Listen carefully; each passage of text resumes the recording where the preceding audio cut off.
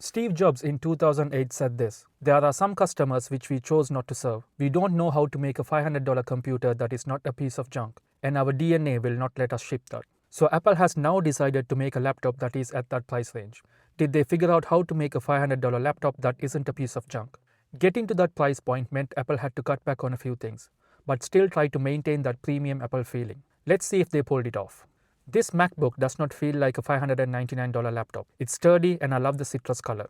It's my favorite color out of the four, and it's easily the best looking MacBook out there. It has the same premium feeling as the top of the range MacBook Pros. The attention to detail is everywhere. For the first time in years, we've actually got some color on the MacBook lineup. The feet at the bottom are color matched to the device, and the keyboard has a slight greenish tint. Apple did not have to do any of this. The feet have always been black on other MacBooks, and the keyboard could have been just plain white. This is a budget laptop after all, and Apple has cut costs here and there. But build quality and attention to detail were not among them. On that note, macOS Tahoe on this laptop has an accent color that matches this device. It's a brilliant little touch. In terms of weight, it's the same as the MacBook Air. Coming from a 16-inch M1 MacBook Pro, which weighs like a tank, even matching the Air feels like a win. The 13-inch display is very good, but it is not capable as the ones on the MacBook Air or the MacBook Pro. The Neo has an sRGB display, while the other MacBooks support white color P3. It gets up to 500 nits of brightness, which is the same as the Air. I've edited photos on the Neo just to post on socials, and it handles that well. But if photography was my job, this wouldn't be the laptop I'd reach for. It also has a 60Hz display. Don't expect 120 FPS on a budget Apple laptop. The base iPhones only got that last year, so maybe in say another 8 or 9 years, the Neo will probably get a 120 FPS display. One thing worth mentioning is that this display does not have a notch. Some people might appreciate that.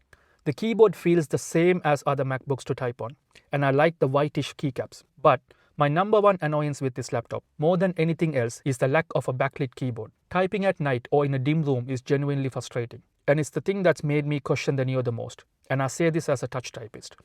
Here's a quick demo. I have my MacBook Pro on the left and the Neo on the right. I'm going to turn the light off onto my left and then onto the right.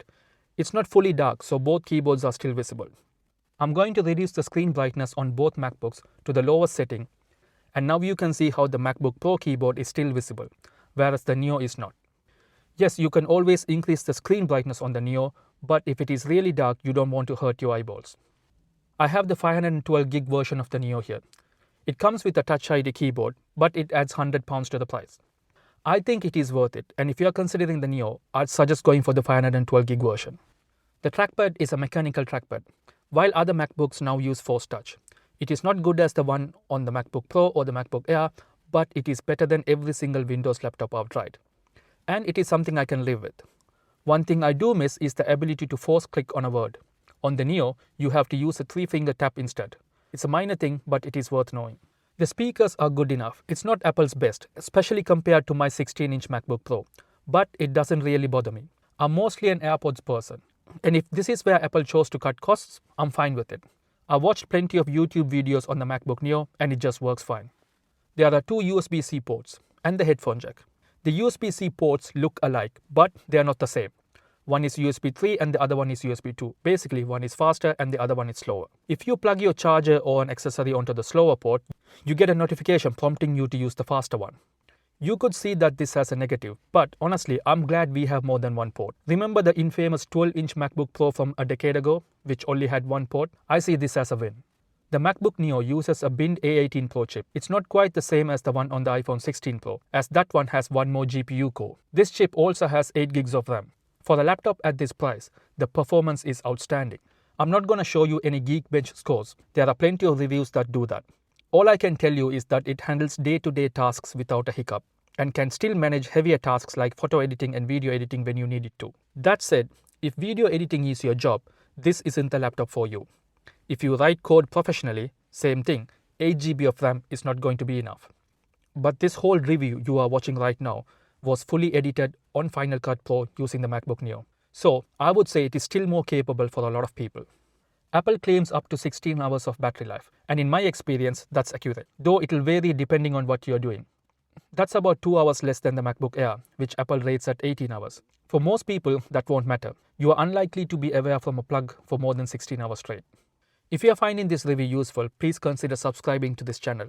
Now, let's get to the most important question. Should you buy it? This is a really hard question to answer because the answer depends entirely what you want to do with it. If you look at Apple's website for the Neo, there's a section about how well it works alongside an iPhone. And that tells you exactly who this is aimed at. People who want a basic MacBook. People who've never owned one before. So here's my take. If you've never owned a MacBook, this is a great place to start. If you want one for school or college, yes, this is a great laptop. If video or photo editing is your primary use, skip it.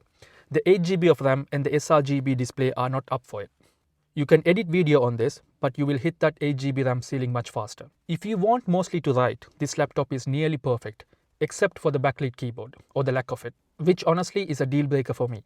If you already have another bigger Mac, or a MacBook, like I do with my 16-inch M1 MacBook Pro, and you want a lighter secondary machine for travel or around the house, this is a really solid option. If you don't fit into any of these categories, drop a comment below and I'll help you try to figure out if the Neo is right for you. The biggest competition for the MacBook Neo is not other Windows laptops, it's older MacBook Airs. The new M5 MacBook Air is another £500 more, but the A18 Pro chip in the MacBook Neo is roughly comparable to the M1 chip from 5 years ago. So the real question is whether you can find a used or refurbished M2, M3 or M4 MacBook Air for less. For some people the answer might be yes, and to be honest, that's the direction I'm now leaning myself. I wanted the MacBook Neo mostly for writing scripts for this YouTube channel and also to write on my tech blog, but the lack of a backlit keyboard is making me think that I should go for an older MacBook Air. Let's get back to the question I asked at the beginning of this review. Yes, Apple has finally made a $500 laptop that doesn't feel like junk. If anything, it feels like a $1,000 laptop that you can get just for $599 or $499 if you have a student discount. I'll catch you in the next one.